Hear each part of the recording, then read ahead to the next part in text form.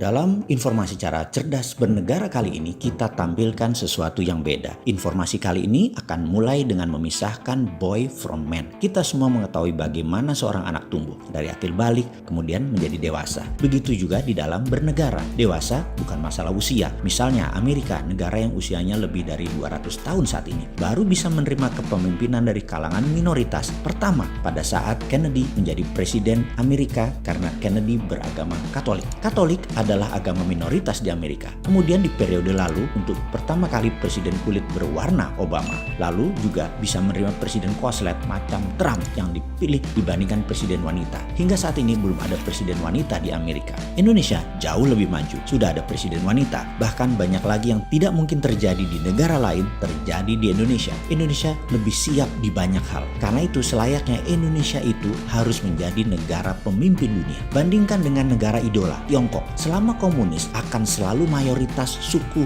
Han yang pasti jadi pemimpin. Catatan, negara Tiongkok tersebut baru terbentuk, People Republik tersebut belum ada 100 tahun. Kemudian sebuah prediksi gila dari si Sontoloyo ini yang berani mengatakan Tiongkok akan menjadi negara demokrasi terbesar di dunia, di mana di tahun 2030 ke atas Tiongkok akan mengadopsi demokrasi karena kalau tidak akan ditekan ekonominya oleh dunia. Akan ada pemilihan demokratis di tingkat wali kota dan gubernur di sebuah wilayah. Walaupun ketat pesanan dari Politbiro di atasnya, tapi demokrasi pasti diadopsi oleh Tiongkok. Itulah pesan Trump kepada Tiongkok saat ini. Berkali-kali saya katakan perang Tiongkok-Amerika itu bukan perang dagang biasa. Di belakangnya adalah perang ideologi antara komunis dan demokrasi. Di antara perang otoritarian dan liberalisme. Kalau kapitalisme bagaimana? Cina mengadopsi kapitalisme namun bukan kapitalisme murni. Kapitalisme globalis yang dianutnya. Dan ini sesungguhnya membuat disparitas perbedaan mencolok antara swasta dan negara, kaya dan miskin. Tersistem untuk hanya sebagian saja yang kaya, yang bisa negara kontrol saja yang harus kaya. Kita akan rincikan bahayanya mengapa jangan sampai Indonesia mengadopsi prinsip tersebut. Di sini kalau sahabat pemakan buku dalam tanda petik, tukang baca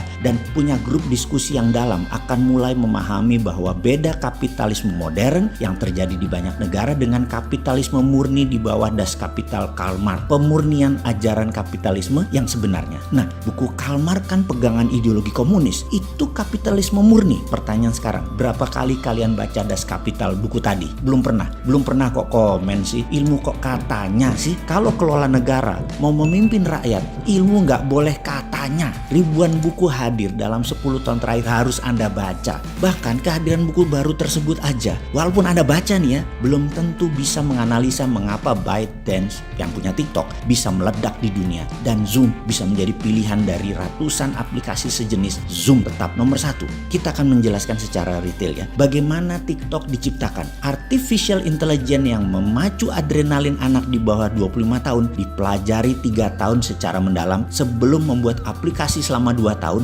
sebelum diluncurkan 2 tahun yang lalu. Jadi sudah 7 tahun perjalanan panjang TikTok tersebut dengan mengubah atau bahasa sainsnya mengengineering minat seseorang. TikTok bukan memenuhi maunya pasar, tetapi pasar minatnya diubah sesuai maunya TikTok. Kehadiran TikTok mengagetkan Microsoft, mengagetkan dunia. Yang saat ini Microsoft menjadi leader di dunia teknologi. Mereka tidak paham mengapa TikTok bisa lakukan itu. Dan mereka ingin tahu bagaimana psychological engineering tersebut bisa dilakukan. Dan ini artinya bisa mengarahkan manusia nantinya kemana saja sesuai maunya platform. Sekali lagi, dulu bisnis itu create want, menciptakan keinginan dari sebuah need, dari sebuah kebutuhan. Misalnya, seorang kerja di Jakarta, tinggal di Depok. Kebutuhannya adalah alat transportasi.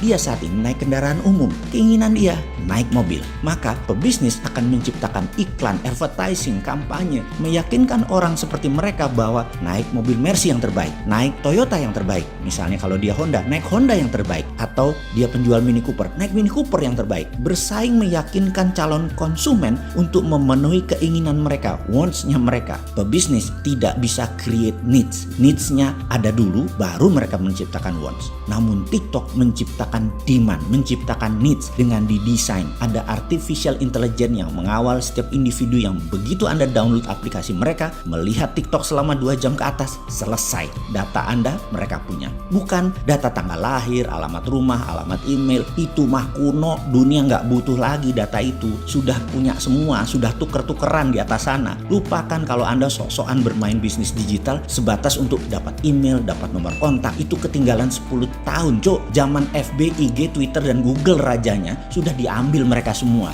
Sekarang yang diambil psychological faktornya seperti minat, passion, interest, fokus, harapan, impian, kemarahan, kerinduan, cinta. Semua kebaca. Oleh karena itu banyak negara TikTok dianggap alat intelijen, dan itu benar. Sayangnya ya, hal seperti ini di negara kita banyak yang nggak paham, termasuk pejabatnya, termasuk masyarakatnya. Ya karena nggak pernah baca buku, nggak pernah diskusi, nggak ada yang minat, dan itulah untungnya. Semua menjalankan bisnis, menjalankan kehidupan di Indonesia sederhana, persis tak berubah selama 20 tahun terakhir, atau bahkan mungkin 40 tahun terakhir, sama. Kembali ke tema di awal tentang kapitalisme. Kita akan purifikasi kapitalisme di Indonesia dalam pemahaman, agar jangan menjadi negara ke arah otoritarian dan elitis kapitalis ala komunis. Kita negara demokrasi Pancasila, bernegara ya ala Pancasila. Cocok dengan apa yang terlahir di atas bumi, kekayaan di dalam bumi Indonesia. Cocok dengan budaya ribuan tahun peradaban Nusantara tanpa perlu budaya impor. Semua terkandung di dalam ekonomi Pancasila, bernegara Pancasila. Karena ekonomi Pancasila adalah satu-satunya sistem yang menjalankan purifikasi kapitalisme. Ada yang minat lebih paham tentang beginian, yang akan membuat Indonesia menjadi man,